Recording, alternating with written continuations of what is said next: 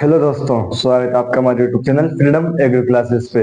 तो जैसा कि आपने थंबनेल में देख लिया होगा कि क्या लिखा हुआ है, तो आज उसी के ऊपर चर्चा करने वाले हैं हम। किसके ऊपर? How to attend paper, fill OMR, negative marking और इंस्ट्रक्शन क्या क्या दिए हुए हैं जेट की तरफ से। तो इन्हीं के ऊपर बात करते हैं हम। तो उसको से पहले एक मोटिवेशन कोड हो जाए कि यूं ही नहीं मंजिल मिल जाती है, यूं ही नहीं मंजिलें मिल जाती है, मंजिलों को पाने के लिए पूरा जीवन दांव लगाना होता है। कि आपकी मंजिल कोई छोटी मोटी चीज नहीं जो आपको ऐसे ही कुछ बिना किए मिल जाएगी। इसके लिए कभी कभार तो लोगों को पूरा जीवन भी दांव पे लगाना पड़ सकता है या पड़ जाता है। तो इसी के साथ शुरुआत करते हैं। क्या है हाउ टू अटेंड पेपर? तो जैसा कि पता है सबको कि 2 जून को एग्जाम है, यानी कि जो जेट के विद्यार्थी हैं उनका इंतजार खत्म हुआ। जिन्होंने लॉन्ग ईयर किया उनका साल भर का इंतजार खत्म हुआ, और जो 12th के साथ एग्जाम दे रहे हैं उनका भी जो 2 महीने का इंतजार था वो खत्म हुआ, और जेट का पेपर आ गया 2 जून को। तो सबसे पहले हम बात करते हैं किसकी? हाउ टू अटेंड पेपर की। जिसका शेड्यूल है उसकी हम बाद में बात करेंगे कि कितने बजे से पेपर है, कितने बजे जाना है, क्या लेके जाना है, ड्रेस कोड क्या है, वो इंस्ट्रक्शन में देखेंगे। तो चलिए बात करते हैं हाउ टू अटेंड पेपर। तो मैं आपको बता दूं कि इस बार जो पेपर है, तो पेपर जोधपुर यूनिवर्सिटी कंडक्ट करवा रही है, सबको पता है। पिछली बार भी जोधपुर यूनिवर्सिटी ने कंडक्ट करवाया था। तो पेपर अटेंड कैसे करना है? आपको 5 सब्जेक्ट में से 3 सब्जेक्ट चूज करने हैं। अब जो एग्रीकल्चर का स्टूडेंट है वो तो एग्रीकल्चर, बायोलॉजी और केमिस्ट्री, ये तीनों सब्जेक्ट चूज करेगा। और इन तीनों में 40 क्वेश्चन आते हैं, यानी कि टोटल 120 क्वेश्चन। तो 120 क्वेश्चन, और हर एक क्वेश्चन के मिलते हैं अपने को सही क्वेश्चन करने के 4 नंबर। तो 40 इंटू 120 इंटू 4, 480 का अपना पूर्णांक है। क्या है अपना? टोटल 480 नंबर होंगे। उनमें से पासिंग मार्क्स 300 प्लस यूनिवर्सिटी और 150 प्लस न्यू कॉलेज, यानी कि न्यू जितनी भी कॉलेज है वो आ जाती है 150 प्लस पे। जो जैसे जो पिछली बार खुली है इस बार खुली है, तो 150 तो एवरेज लेके चलते हैं अपन, क्योंकि पेपर इजी हो तो 150 से ज्यादा भी जा सकता है, कट ऑफ के ऊपर डिपेंड है। इसकी चर्चा हम बाद में करेंगे। तो सबसे पहले हम चर्चा कर रहे हैं किसकी? पेपर अटेंड की। तो मैंने क्या बताया, 40 क्वेश्चन आते हैं। अब यह देखना है कि आपका कौन सा सब्जेक्ट मजबूत है। कईयों का एग्रीकल्चर होता है, कहीं का बायोलॉजी होता है, किसी का केमिस्ट्री। तो अगर आप अपने मजबूत सब्जेक्ट से करना चाहो तो ठीक है, वरना अगर आप भी जैसे पहले एग्रीकल्चर करोगे फिर बायोलॉजी फिर केमिस्ट्री, तो उसके अंदर पहले कैसे करना है? जैसे आपने एग्रीकल्चर चूज की सबसे पहले करने के लिए। अब एग्रीकल्चर के अंदर 40 क्वेश्चन है, तो सबसे पहले आपको देखना है कि कौन कौन से आपको आ रहे हैं। तो उनके सही का टिक लगाते जाना कि मेरे को ये आ रहा है, आ रहा है। और जो नहीं आ रहा है, यानी कि जिसका नाम भी नहीं सुना आपने, क्योंकि कुछ क्वेश्चन ऐसे होते हैं जो छोड़ने के होते हैं। कैसे होते हैं? छोड़ने के होते हैं, मतलब आउट ऑफ सिलेबस। कैसे होते हैं? आउट ऑफ सिलेबस होते हैं। तो उनको क्या करना है कि कुछ क्वेश्चन छोड़ने के होते हैं, तो उनको जो नहीं आ रहे आपको, मान लो सुना भी नहीं कभी, तो उसका क्या करना होता है? क्रॉस लगा देना होता है। क्या लगा देना होता है? क्रॉस लगा देना होता है। फिर क्रॉस, यानी जो नहीं आ रहा उसके ऊपर क्लोज क्रॉस, और जिसके ऊपर संदेह हो, शक हो कि ये मेरे को आ सकता है, इसका मैंने सुना हुआ है, उस क्वेश्चन के ऊपर गोला। तो ये आया पैटर्न पेपर समझ कि कैसे क्या करना है। तो आप यहां तक समझ आया कि कैसे क्या करना है। तो उसके बाद ये तो हो गया आपको कि अटेंड कैसे करना है। क्योंकि जैसे आपको ये मानो कि 10 क्वेश्चन है, 1 2 3 4 5 6 7 10 क्वेश्चन है। अब आपको ये मान लो कि पहला आ रहा है, कंफर्म आ रहा है ये इस भाई सही होगा। दूसरा बिल्कुल भी नहीं आ रहा, आपने नाम भी नहीं सुना, क्रॉस। तीसरा आपको आ रहा है, चौथा भी आ रहा है, पांचवा ऐसा लग रहा है कि इसमें मैं कुछ कर सकता हूं, मैंने सुना हुआ है नाम लेकिन अभी नहीं आ रहा, क्रॉस बोला। ये बिल्कुल नहीं आ रहा, क्रॉस। ये भी आ रहा है, ये भी आ रहा है, इसमें संदेह है, और ये नहीं आ रहा। तो ऐसे आपको जो पेपर है, जो आपका जो वो पेपर होगा उसके अंदर ऐसे कर देना है। फिर 40 क्वेश्चन एक बार अटेम्प्ट करने के बाद आपको देखना है कौन कौन से क्या ऊपर आपने सही टिक लगाया, उसको आपको ओएमआर में फिल कर देना है। इसमें फिल कर देना है ओएमआर में।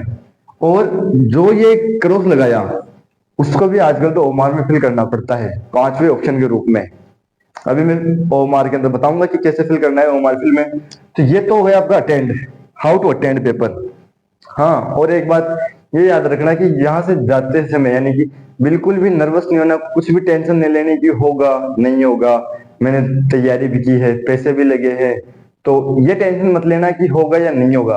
अगर आपने पूरे जी जान से मेहनत की है तो आपका आपका संघर्ष बोलेगा वहां पे कि आपने कितना क्या संघर्ष किया है। आप नहीं बोलोगे, यानी कि आप पेपर अटेंड नहीं करोगे, आपका संघर्ष पेपर अटेंड करेगा कि आपने कितना संघर्ष किया।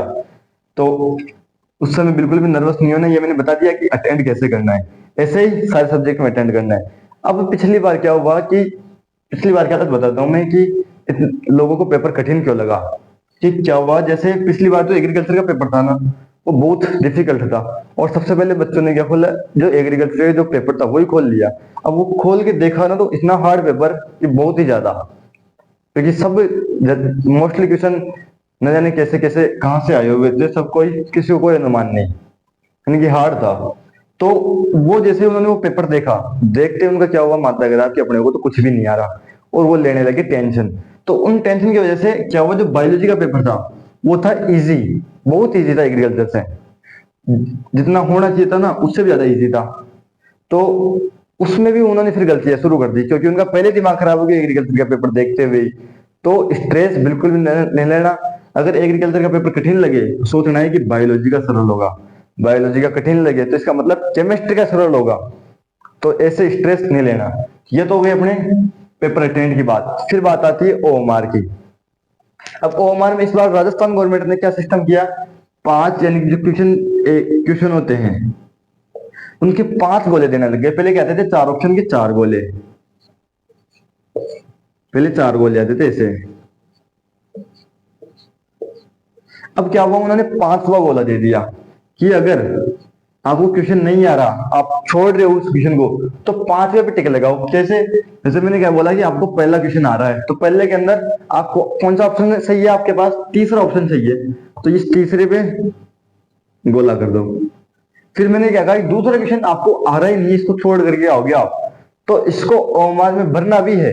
कहां पे, इस लास्ट वाले ऑप्शन में।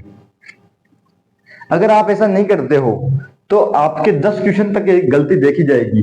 यानी कि 10 क्वेश्चन आपने छोड़ दिए, ये मानो कि 120 थे, उसमें से आपने अटेम्प्ट किए 100, अब कितने छोड़ दिए आपने, 20। तो 20 के अंदर जो छोड़े हैं उनमें ये 5वां गोला भरना होता है। कौन सा, जो 5वां गोला। अब अगर आपने 10 से ज्यादा क्वेश्चनों में ये गोला छोड़ दिया, यानी कि जैसे 10 क्वेश्चन आप क्या छोड़े आपने, यहाँ पे 20 क्वेश्चन छोड़ दिए। अब 20 में से आपने ये वाला गोला कितने में भरा, 10 में भरा। अब बाकी 10 क्वेश्चनों के क्या रख दिया, खाली। क्या रख दिया, बाकी जो 10 क्वेश्चन थे उनको क्या कर दिया, खाली रख दिया, उन गोलों को भरा नहीं। तो आपको इस कंडीशन में क्या कर दिया जाएगा कि एग्जाम के अयोग्य मान लिया जाएगा, कि आप इस एग्जाम को देने के योग्य नहीं है, और आपको इस एग्जाम से बाहर कर दिया जाएगा। फिर आपको ये एग्जाम वापस अगले साल देना होगा। आई समझ। तो इसका मतलब जो क्वेश्चन आप छोड़ रहे हो उसको छोड़ करके नहीं आना अपने को, कुल मिला के क्या नहीं करके आना, छोड़ करके नहीं आना। छोड़ करके आने में बहुत ज्यादा प्रॉब्लम हो जाएगी, आपको एग्जाम दोबारा देना पड़ सकता है। फिर उसके बाद हम बात करते हैं किसकी, ओएमआर फिल की बात कर ली। अब देखते हैं नेगेटिव मार्किंग। अब कई सारे स्टूडेंट्स के कंफ्यूजन होता है कि सर नेगेटिव मार्किंग 1 होती है या फिर 5 होती है। तो अब अगर आप देखना, मैंने यहाँ पे क्या लिया था कि आप क्या कर रहे हो, 100 क्वेश्चन अटेम्प्ट कर रहे हो। मतलब अगर आपके 100 के 100 क्वेश्चन सही हैं तो इसका मतलब 400 नंबर मिलेंगे आपको।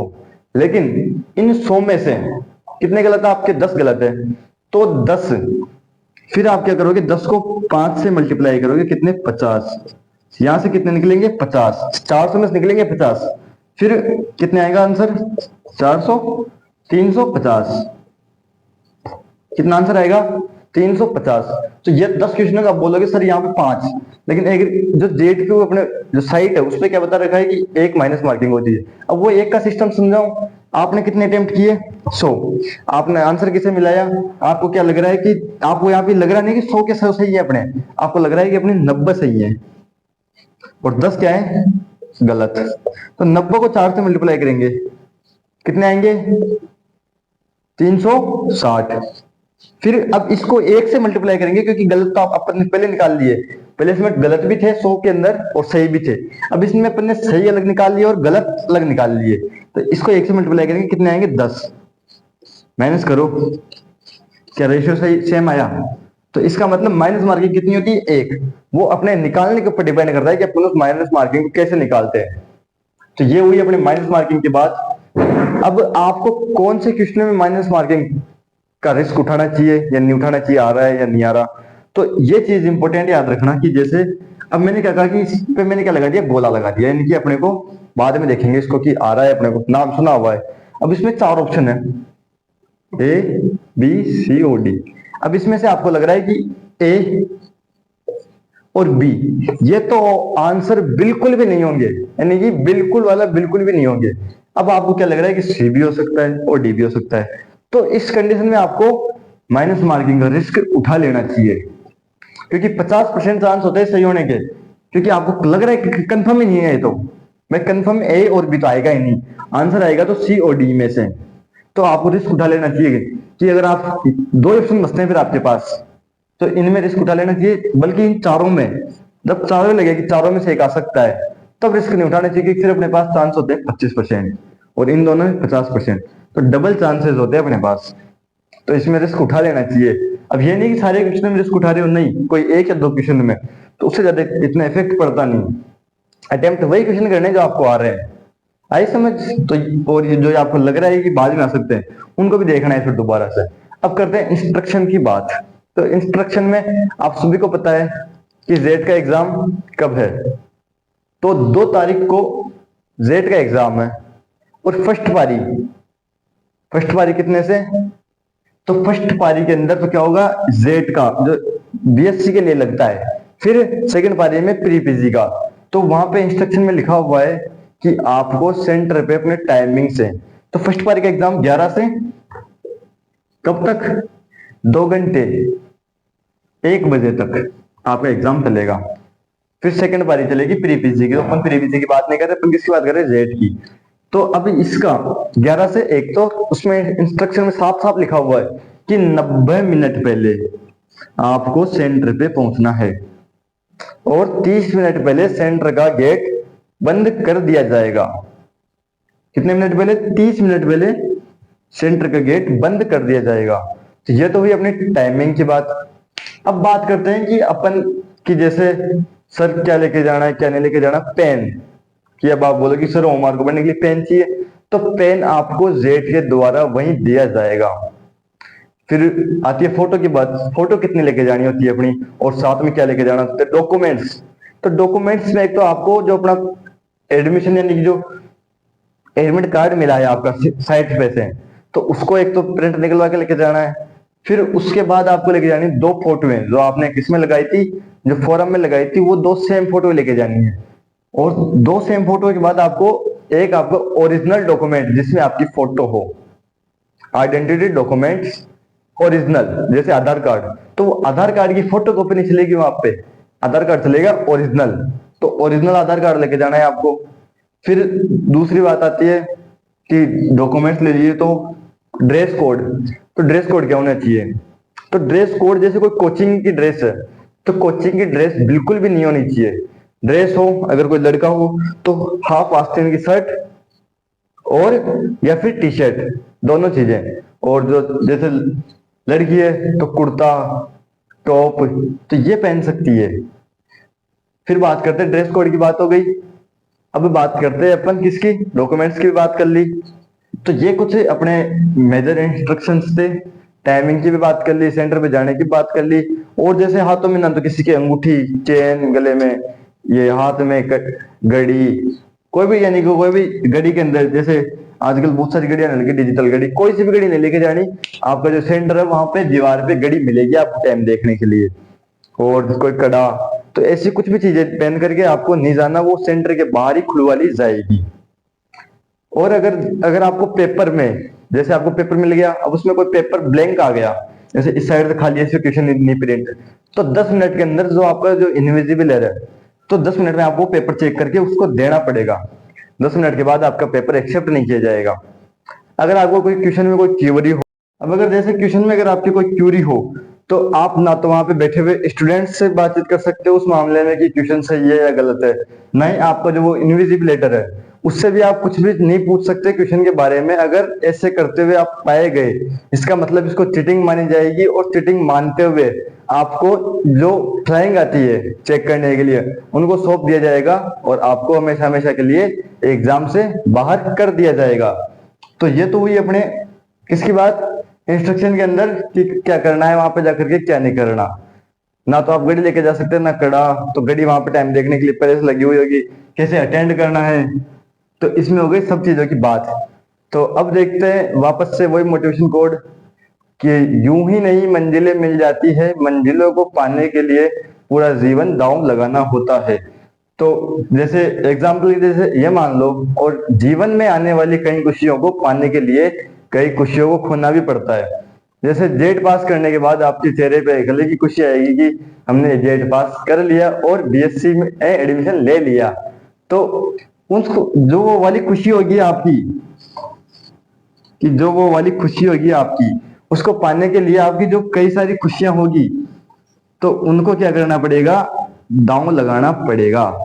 जैसे अभी किसी की शादी भी होगी, कल कल परसों में किसी के परिवार में होगी, तो उनको छोड़ करके आपको एग्जाम पे फोकस करना होगा, तभी आपको वो वाली खुशी मिलेगी। तो इसका मतलब जीवन में कई खुशियों को पाने के लिए कई खुशियों को त्यागना भी होता है। तो आज की वीडियो में इतना ही था। इसी के साथ करते हैं वीडियो की समाप्ति और मिलते हैं अगले वीडियो में। जय हिंद, जय भारत।